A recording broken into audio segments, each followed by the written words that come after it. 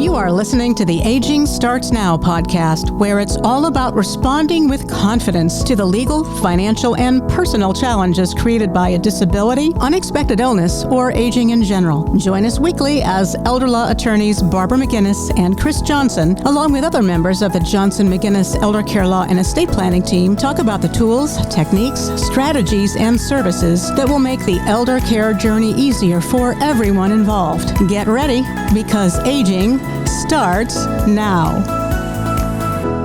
Welcome to Aging Starts Now, the podcast from Johnson McGinnis Elder Care Law and Estate Planning, where we help older adults, caregivers, and families navigate the legal, financial, and personal challenges that come with aging. I'm today's host, Dana Hentschel, the Outreach Coordinator at Johnson McGinnis.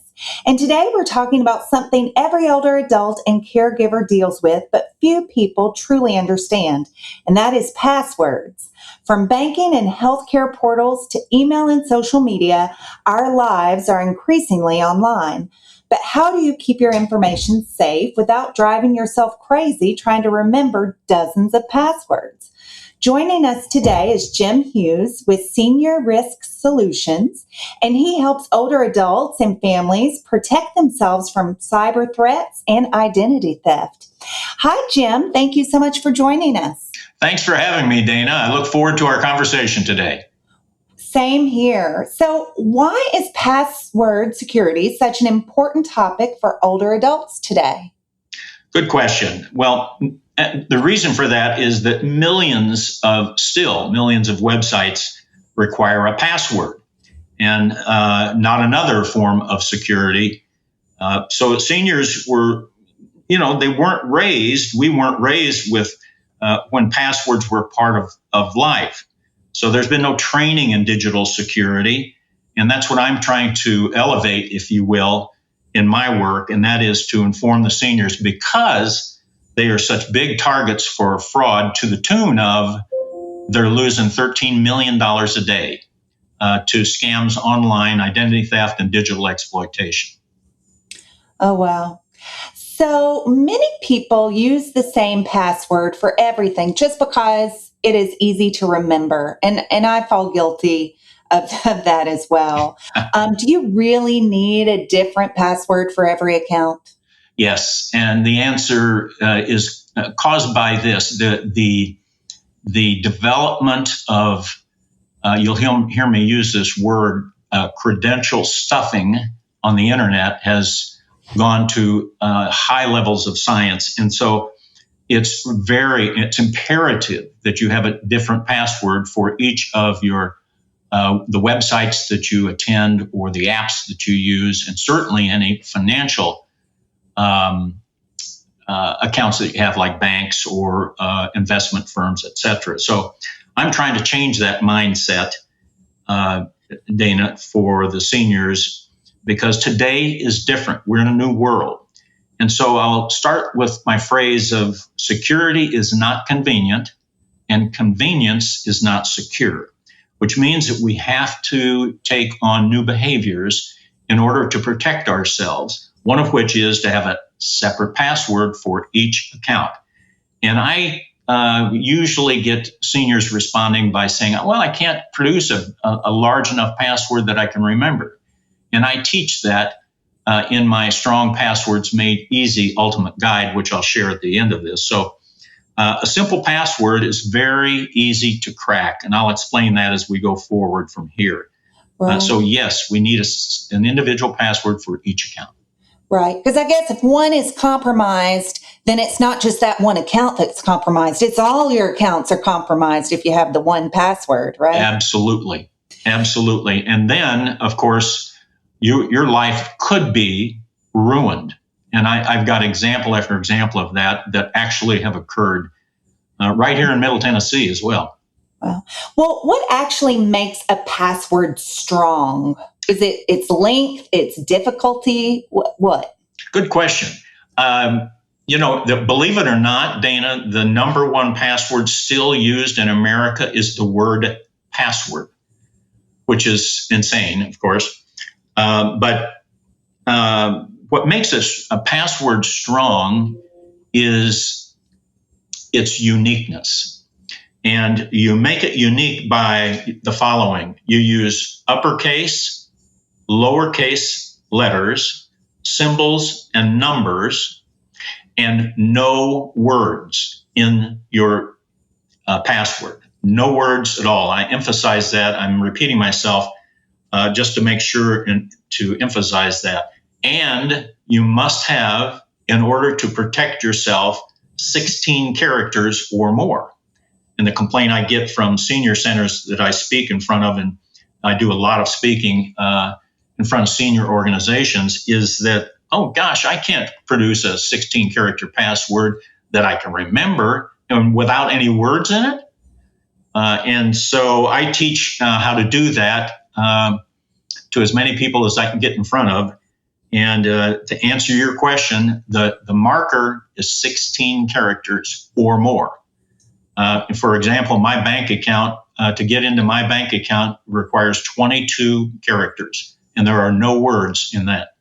And I can remember that because I've created a way to remember passwords so that they're unique to you and strong. Right. So how often should someone change their password? Good question. Every 3 to 4 months, you should change it, especially with your financial accounts. But if you are involved in a data breach, you need to change them immediately. Speed is your defense. Okay. Well, how am I going to remember all these passwords? Do I keep them written down in a little notebook? Good question. I get this a lot, and I get a lot of people asking, well, what password manager should I use? And I'll say, well, if you've heard of LastPass, they had a data breach, which means all your passwords were exposed. So my recommendation to people is, as antiquated as it sounds, is to keep all your passwords, especially your financial passwords, written on paper, not in your phone, iPad, or laptop. Because if any of those receive malware, they can pull all of your passwords literally that you've stored in those devices. I know it sounds antiquated, but it is today the safest way to protect your passwords. So it's very important for seniors as well to keep your passwords off of your digital devices. Okay. And I think to follow up on that, the importance of that passwords on paper is for seniors to have a heritage letter. I know you know what that is, Dana, in the law, elder law, but this heritage letter is with all of your login and passwords on paper, not on any digital devices. And this is for the senior's family and for strong safety. And that way, when the senior passes, the children of the senior or the spouse of that senior has all of the login and passwords on their account so they can shut them down. Mm-hmm. So you've kind of answered this question, I think, but tell me a little bit about a password manager, because is it an app? Is that something when Google asks, do you want to save this password? You've kind of alluded to the fact that you don't think they're safe. Did I get that correct? Yeah, and you're right. For the Google password manager, or for you get a message popping up saying, do you want to save this password on this site, on this browser? And the answer is always no, don't save. Now, a lot of people say to me in answer to that, Dana, oh gosh, that's just a lot of work. Well, the problem is, I'm going to go back to my statement, security is not convenient and convenience is not secure. Today, we need to take extra steps in order to maintain safety. And that, I think, personally, because of the fact that a password manager is an app and it can be have a data breach.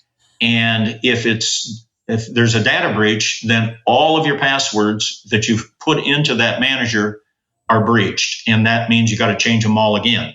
So it's better to be safe and keep them off of your digital devices and keep them on a heritage letter that is useful for you on paper and then your family when you pass. Okay. Well, tell me more about passkeys. Now I'm hearing more and more about passkeys, and I don't really even know what a passkey is and how it's different than a traditional password. And is this something that we all should be using? Well, that is a excellent question because as technology evolves, so does our security devices. And we in the cyber world are constantly having to update and review and create new cyber techniques that stay up with the changing landscape. A passkey is a stronger security than passwords, believe it or not.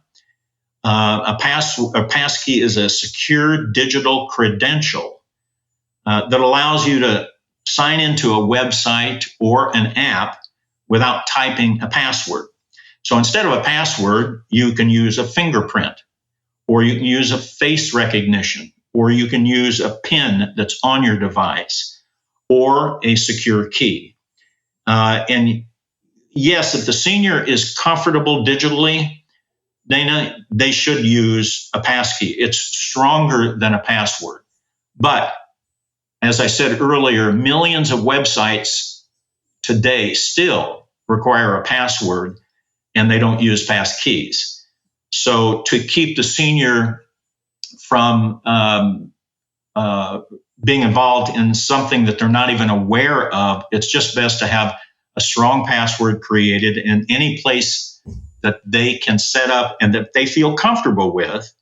They can set up a passkey, which is much stronger because it requires, that passkey requires you to be present on the screen. Whereas if someone has got your information, they've got your password and your login, but they're not there with you, then they will not get the message, if you will, or the passkey from your fingerprint or face recognition, or even using your eyes as an identifier. So okay. Hope that answered your question. All of this sounds like it's from a movie from the future. I mean, how I know a lot of people may not be comfortable, even people my age, like using their biometric information like fingerprints or facial recognition. Is that a justifiable concern? I think so. And as we transition as society, especially the seniors, as we transition, us seniors will become more cognizant of what we need to learn and what is of value. So in response to what you just said, I would recommend just to add a third layer of security without using passkeys is to always enable two-factor authentication. And two-factor authentication is just a third security measure. When you're logging into a website or an app, you log in, give the password, then the website, give your login and password, then the website will send to you via text or email a 6-digit number to post before they allow you to enter. It puts air between you and any thief that's monitoring your activity. And so especially on financial accounts, I highly recommend two-factor authentication. Right. And sometimes that's mandatory. I mean, they don't give you the option to opt out of that sometimes. Yeah, and that's good. So beyond passwords and passkeys and two-factor authentication, what are some other simple habits that can dramatically improve someone's online security?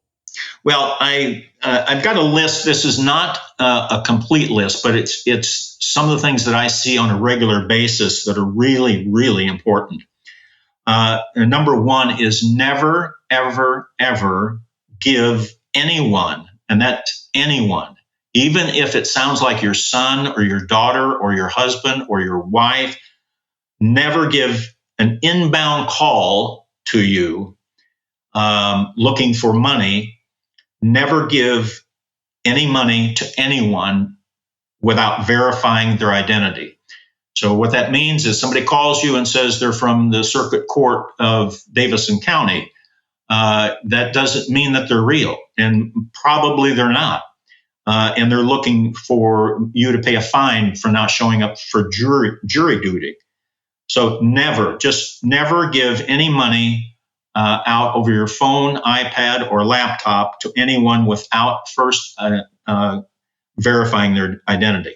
Number 2 is slow down when reviewing your emails or your text messages. This is where a lot of seniors get in trouble and they get defrauded because they'll click on a link that downloads malware onto their phone that follows them into their bank account if they do banking online using their phone, and literally wipe them all of their accounts clean. So slow down and don't click on links that are unfamiliar to you at all. Number 3 is know that the IRS or your bank or the county clerk are not going to call you and ask for personal identifiable information. So never give personal information out over the phone, no matter who it is, because that probably is a scam. We're getting them on a daily basis. Number 4 is block out all inbound calls that are not in your contact list on your phone. That way, you'll not. If you do that, you'll literally block all of the scamming calls that are coming. Now, last thing is this is difficult, but if you're alone, meaning you're a widow or widower, don't date someone online. This is happening more and more where a woman or a man are defrauded out of their entire life savings. And this is called pig butchering in our industry, where they literally gain trust over a several month period of time and get to the point where they get a hold of your information and they wipe you out. So if the listeners remember just one thing for today's conversation, what would it be is your last question. And you don't have to be a computer expert to avoid being scammed. Just change your behavior as we've discussed, and you'll feel confident and secure. Now, Dana, for we're right on time. And for your listeners, I've got a free gift that I want to give to them. And it's an ultimate guide. It's called Strong Passwords Made Easy. And I show you how to build a 16-character password, why you need a password, how to change passwords, etc. And it's a 13-page report. It's worth $27. It's brand spanking new. As we speak in this podcast, it's being put on my website. And this guide will teach you how to build strong passwords that you can remember from your memory and help protect yourself from digital fraud. And that can be done by going to two things, going to my website, which is seniorrisksolutions.net. And I'm sure you'll put that in the show notes, Dana. Of course. And then anyone who's listening who want to take a shortcut to that, they can just send an email to me at jim@seniorrisksolutions.net. And I'll send them a PDF of that guide at no cost to them, just for listening into our broadcast today. So again, thank you, Dana, for your insightful questions and guidance through this conversation, because this is extremely important to seniors. Well, thank you, Jim. And I'm going to say that it's important to everybody. And if I were to add something, it would be that this doesn't just happen to seniors. These criminals are so slick. It can happen to someone of any age, and it's nothing to be ashamed of. And if you get tricked or you get in a hurry, it can happen to the best of us, and don't be ashamed to reach out immediately to report it. Would you agree, Jim? Absolutely. And you said the key element, Dana, the best defense from online scams, identity theft, and digital fraud is speed. And that is to reach out immediately to someone who can help you. And I've written a book called The Digital War, which covers 7 chapters and 7 stories of people in the Middle Tennessee area who have been scammed 7 different ways. And that is available on my website as well. The subtitle is Protecting Seniors from Online Scams, Digital Exploitation, and Identity Theft. So very good point, Dana. Thank you. Well, Jim, thank you so much for sharing your expertise with us today. And protecting yourself online doesn't have to be overwhelming. And the simple steps we've discussed can go a long way towards safeguarding your personal information, finances, and peace of mind. To our listeners, thank you for joining us for another episode of Aging Starts Now. And if you found today's conversation helpful, please subscribe and share this episode with family and friends and leave us a review. The more we share this information, the more people we can help stay safe in an increasingly digital world. And if you have questions about aging, long-term care planning, or protecting yourself and your loved ones as you age, visit us at www.tn-elderlaw.com. Remember, aging just doesn't happen one day. Aging starts now. Join us next week for another episode.